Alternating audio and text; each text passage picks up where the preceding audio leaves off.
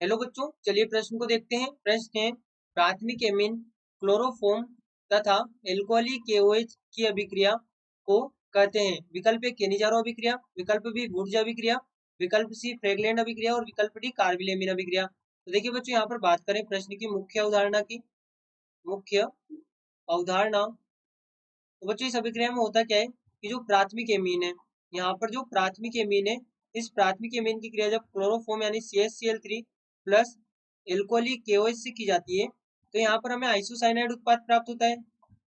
यहाँ पर isocyanide isocyanide उत्पाद हमें यहाँ पर प्राप्त होता है। तो देखिए बच्चों, यहाँ पर बात करें इस अभिक्रिया की क्रियाविधि की, तो देखिए इस अभिक्रिया की जो क्रियाविधि होती है वो कुछ इस प्रकार से होती है। क्रिया विधि, तो बच्चों इस अभिक्रिया की क्रियाविधि में सबसे पहले हम क्या करते हैं, यहाँ पे जो क्लोरोफॉर्म होता है, उस क्लोरोफॉर्म की जो अभिक्रिया है वो यहाँ पर करवाई जाती है KOH से।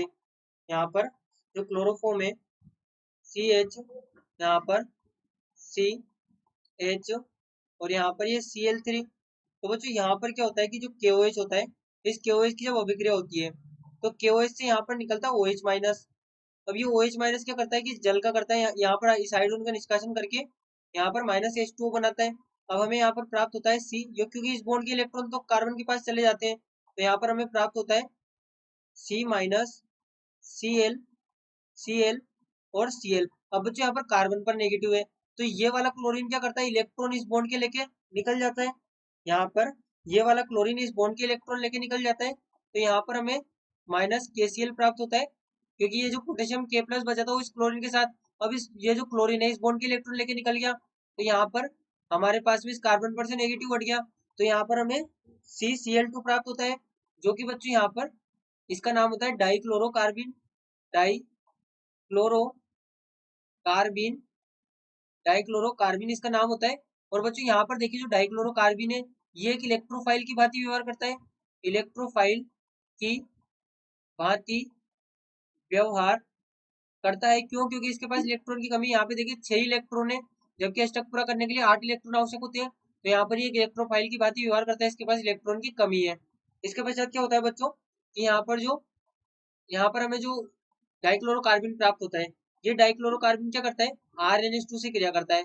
यहाँ पर RnH2 से क्रिया करता है Cl और यहाँ पे इसके पास 2 इलेक्ट्रॉन और यहाँ पे इसका एक कक्षक खाली होता है, तो ये जो नाइट्रोजन है अपने इलेक्ट्रॉन देता है इस कक्षक में। यहाँ पर ये नाइट्रोजन अपने इलेक्ट्रॉन देता है इस CCl2 डाइक्लोरोकार्बिन को, और ये यहाँ पे इलेक्ट्रॉन देके और निर्मित करते हैं Rn, यहाँ पर RnH और यहाँ पर ये H और Cl।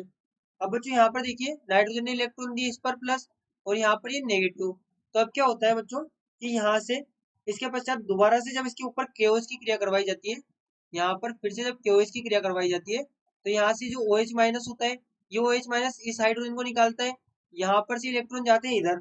और बच्चों यहाँ पर क्या होता है कि ये जो क्लोरीन है, यहाँ पर इलेक्ट्रॉन इधर जाएंगे तो ये क्लोरीन का यहाँ से निष्कासन होगा, तो यहाँ से KCl निकलता है, साथ में यहाँ से जल निकलता है, और हमें प्राप्त होता है Rn double bond C plus, और यहाँ पर ये हाइड्रोजन और इसके ऊपर ये यहाँ पर माइनस और Cl, ये हमें यहाँ पे प्राप्त होता है।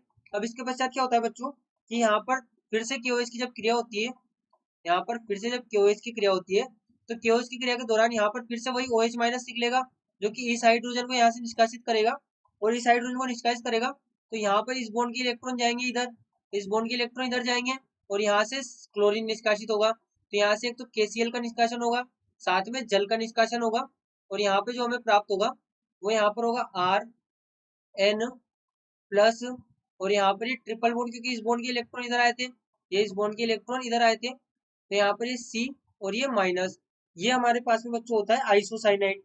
ये यहाँ पर हमारे पास में आइसोसाइनाइड होता है, इसे एल्किल आइसोसाइनाइड भी कहते हैं, लेकिन यहाँ पर हम लिख सकते हैं आइसोसाइनाइड। तो इस प्रकार से हमें यहाँ पर एल्किल आइसोसाइनाइड प्राप्त होता है।